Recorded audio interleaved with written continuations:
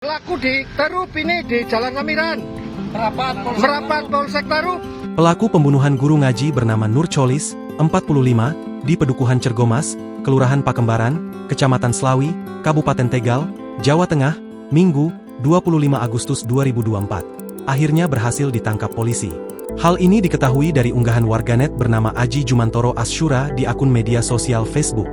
Pelaku berinisial F itu berhasil ditangkap di Tegal pada Selasa, 27 Agustus 2024, kemarin. Saat ditangkap, pelaku yang mengenakan kaos berkerah itu tampak tidak merasa bersalah.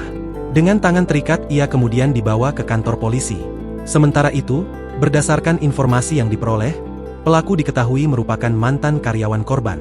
Namun hingga kini belum diketahui apa motif pelaku tega menghabisi nyawa korban.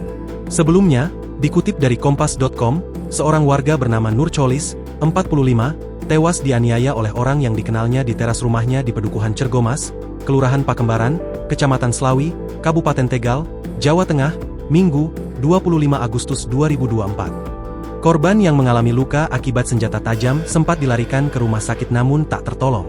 Kasat Reskrim Polres Tegal, AKP Suyanto kepada wartawan di kantornya, Senin, 26 Agustus 2024, mengungkapkan peristiwa itu terjadi sekitar pukul 15.30 waktu Indonesia Barat. Awalnya korban baru saja keluar melewati pintu rumah bersama keluarganya bermaksud hendak menonton karnaval Agustusan. Saat keluar dari rumah, didapati seseorang yang memang sudah dikenal korban sedang tiduran di teras rumahnya. Kemudian korban sempat menanyakan maksud pelaku datang, namun pelaku tidak merespons. Terduga pelaku lalu langsung melakukan pemukulan terhadap korban dengan senjata tajam.